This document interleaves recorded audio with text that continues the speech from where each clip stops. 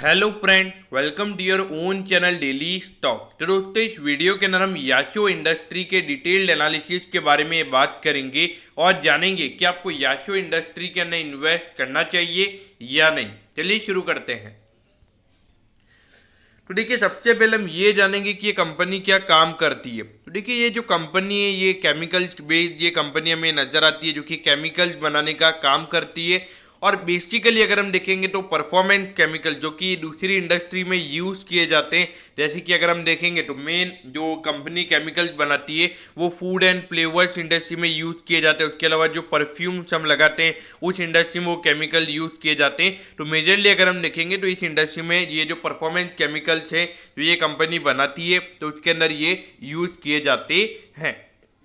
उसके अलावा अगर हम देखेंगे तो कंपनी का ज्योग्राफिकल प्रेजेंस भी है, यानी कि इंडिया के अलावा अगर हम देखेंगे तो जो कंपनी के केमिकल्स है वो यूरोप, अमेरिका, मिडल ईस्ट और एशियन कंट्रीज में भी ये एक्सपोर्ट होते हैं। तो देखा जाए तो अभी पिछले एक साल में जो केमिकल कंपनीज में जो हमें ग्रोथ देखने को मिली है तो उसका मेजर रीजन अगर हम देखेंगे तो वो यही है कि जो एक्सपोर्ट यहाँ पे जिस तरीके से बढ़े, अराउंड 20 से 25% का केमिकल एक्सपोर्ट हमने बढ़ता हुआ देखा है। और इसी की वजह से जो केमिकल कंपनीज की अर्निंग जो वो यहाँ पे काफ़ी अच्छे तरीके से ग्रो हुई है। अब अगर हम यहाँ पे मार्केट कैप की बात करेंगे तो लगभग 2200 करोड़ का इस कंपनी का मार्केट कैप है। लेकिन यहाँ पर अगर हम इंडस्ट्री का पी रेशियो देखेंगे तो वो लगभग 27 का है और ये कंपनी 45 के पी रेशियो पे ट्रेड हो रही है। और अगर आरओसी के नंबर की बात करेंगे तो 20.2% का आरओसी का नंबर है और आरओई का नंबर हमें यहाँ पे 31.5% पे नजर आता है। अब आपको लगेगा कि आरओसी का नंबर कम क्यों है और आरओई का नंबर ज़्यादा क्यों है। तो देखिए आरओई का नंबर रिटर्न ऑन इक्विटी पे कैलकुलेट होता है, यानी कि जितना इक्विटी कंपनी की है तो उसके ऊपर क्या नेट प्रॉफिट कंपनी ने कमाया है तो उसके बेसिस पे। और ये जो पूरी कैपिटल होती है, यानी कि डेट को अगर हम ऐड कर देंगे तो वो रिटर्न ऑन कैपिटल एम्प्लॉयड उसके ऊपर कैलकुलेट होता है। तो देखा जाए तो आरओई के नंबर्स यहाँ पे अच्छे हैं और आरओसी के नंबर्स भी अच्छे हैं।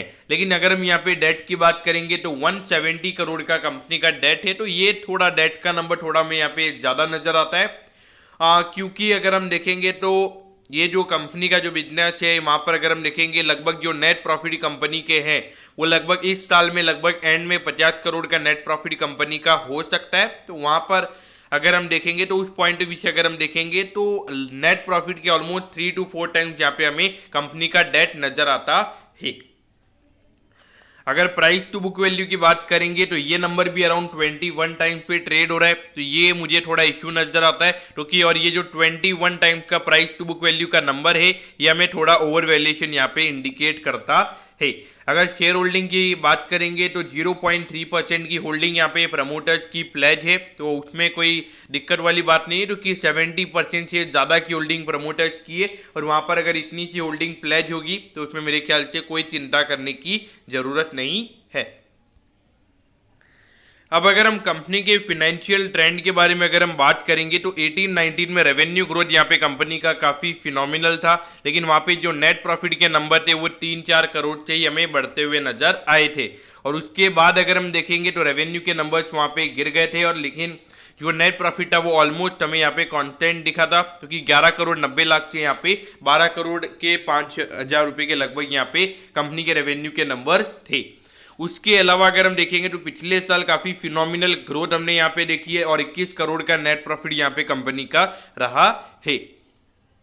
तो देखिए, फिनेंशियल ट्रेंड की अगर हम बात करेंगे तो एक चीज़ जो सबसे बड़ी नेगेटिव मुझे यहाँ पे नज़र आती है वो ये कि जो नेट प्रॉफिट के मार्जिन है वो यहाँ पे कंपनी के 10% से भी कम है, तो ये थोड़ा मुझे इशू नज़र आता है। और जो प्रीमियम वैल्यूएशन पे ये कंपनी अभी ट्रेड हो रही है तो वहाँ पर क्या ये वैल्यूएशन जस्टिफाइड है? मेरे ख्याल से ये वैल्यूएशन जस्टिफाइड नहीं है, क्योंकि अगर लगभग यहाँ पे ये जो 370 करोड़ का रेवेन्यू कंपनी जनरेट कर रही है वहाँ पे लगभग 35 से 40 करोड़ का नेट प्रॉफिट कंपनी का होना चाहिए।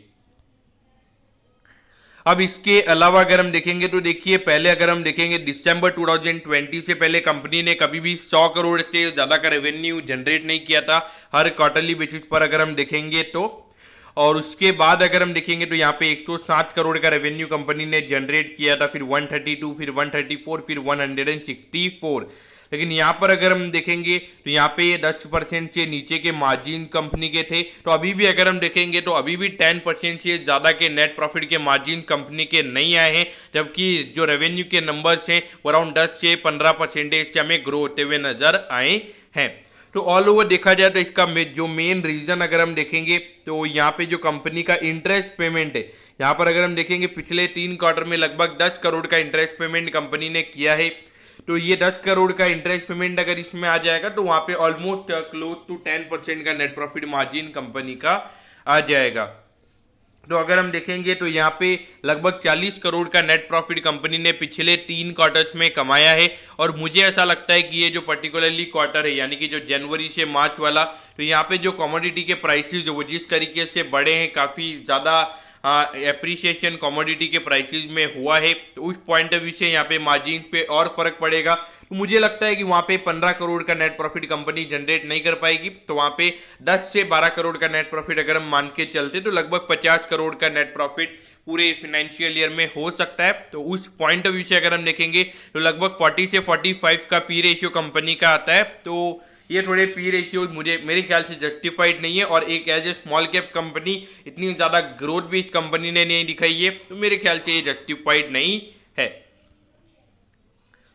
अब अगर हम यहाँ पे शेयर होल्डिंग पैटर्न की अगर हम बात करेंगे तो देखिए यहाँ पे सितंबर 2018 में प्रमोटर्स ने अपनी होल्डिंग को बढ़ाया था ऑलमोस्ट 2% से, वहाँ पे बाद में थोड़ी सी होल्डिंग कम हुई थी। और अगर हम अभी देखेंगे तो उसके बाद में अगर हम देखेंगे तो पिछले क्वार्टर में जब दिसंबर 2021 में प्रमोटर्स ने अपनी होल्डिंग को यहाँ पे ऑलमोस्ट क्लोज टू 3.5% तो उन्होंने अपनी होल्डिंग को कम किया है। तो देखिए इतना ज़्यादा फिनोमिनल रैली अगर किसी स्टॉक में होगा और वहाँ पे थोड़े वैल्यूएशन के कंसर्न्स होंगे, प्रमोटर्स को भी लग रहा होगा कि थोड़ा ज़्यादा ओवर वैल्यूड स्टॉक हो गया है, तो क्यों ना मैं स्टॉक बेच दूँ।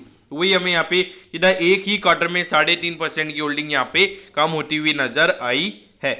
लेकिन यहाँ पे एफआईआई ने सितंबर 2021 में अपनी होल्डिंग को थोड़ा सा बढ़ाया है, थोड़ा सा मतलब इसमें इन्होंने एंट्री की थी और उसके बाद में उन्होंने दिसंबर 2021 में अपनी होल्डिंग को और बढ़ाया है। तो अधिकतर ये जो स्मॉल कैप कंपनीज होती हैं यहाँ पे हम एफआईआई की होल्डिंग नहीं देखते, लेकिन यहाँ पर अगर उनकी होल्डिंग है तो हमें इसे थोड़ा पॉजिटिव वे में लेना चाहिए। लेकिन एट दी एंड अगर हम देखेंगे जो बाकी की होल्डिंग है वो पूरी रिटेल इन्वेस्टर्स के पास ही है, और तो ये थोड़ा मुझे नेगेटिव लगता है, जो कि इतनी होल्डिंग रिटेल इन्वेस्टर्स के पास नहीं होनी चाहिए, और जब इतना ज़्यादा स्टॉक रैली कर जाता है तब तो बिल्कुल भी ऐसा नहीं होना चाहिए। तो अब अगर हम देखेंगे तो जो कंपनी के कॉम्पिटिटर्स के कंपैरिजन में अगर हम बात करेंगे तो देखिए जो पीडीलाइट इंडस्ट्री है तो उससे हम कंपैरिजन नहीं कर सकते, तो क्योंकि जो उनका फेविकॉल ये जो ब्रांड है तो वो काफ़ी अच्छा ब्रांड वैल्यू है, तो उस पॉइंट ऑफ व्यू से वो हमेशा प्रीमियम वैल्यूएशन पे ही ट्रेड होगा। लिंडे इंडिया की बात करेंगे तो थोड़े प्रॉफिट आने वाले टाइम पे ग्रो हो सकते हैं, तो उस पॉइंट ऑफ व्यू से तो देखा जाए तो ये जो सारी कंपनीज है इनका 10,000 करोड़ से ज़्यादा का मार्केट कैप है, कंसिस्टेंट ग्रोइंग ये कंपनीज है।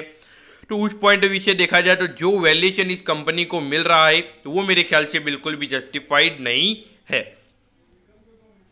तो देखिए ऑलरेडी अगर हम देखेंगे तो 5 साल में 18% से भी ज़्यादा ये स्टॉक रैली हुआ है, और वहाँ पर अगर हम देखेंगे लगभग 2100 रुपये का इसका ऑल टाइम हाई है। वहाँ से अगर हम कंपेयर करेंगे तो ज़्यादा नीचे स्टॉक नहीं आया है, और अगर पिछले एक साल की भी अगर हम बात करेंगे आई थिंक अराउंड 400 से 500% के रिटर्न पिछले एक साल में ये स्टॉक ऑलरेडी दे चुका है। तो देखिए मेरे ख्याल से जो प्रॉफिटेबिलिटी आई है, जो री रेटिंग यहाँ पे स्टॉक की हुई है, तो वो जो रिटर्न होने चाहिए थे वो ऑलरेडी हो चुके हैं। क्या यहाँ पर बाय करना चाहिए? तो देखिए मेरे ख्याल से जो दूसरी कंपनीज है, जो लार्ज कैप हो, मिड कैप साइड की जो कंपनीज और भी स्मॉल कैप साइज में अगर मैं कंपनीज को देखूंगा तो वो अभी भी 10 से 11% का नेट प्रॉफिट मार्जिन अर्न कर रहे हैं। तो अगर आने वाले टाइम पे कमोडिटी इन्फ्लेशन काफ़ी देर के लिए ज़्यादा रहता है तो वहाँ पर हमारा सेफर बेट हो सकता है rather than on Yasho industries. तो उस पॉइंट ऑफ व्यू से लॉन्ग टर्म के लिए मेरा यहाँ पे टोटली अवॉइड करने का ही मेरा रिकमेंडेशन रहेगा।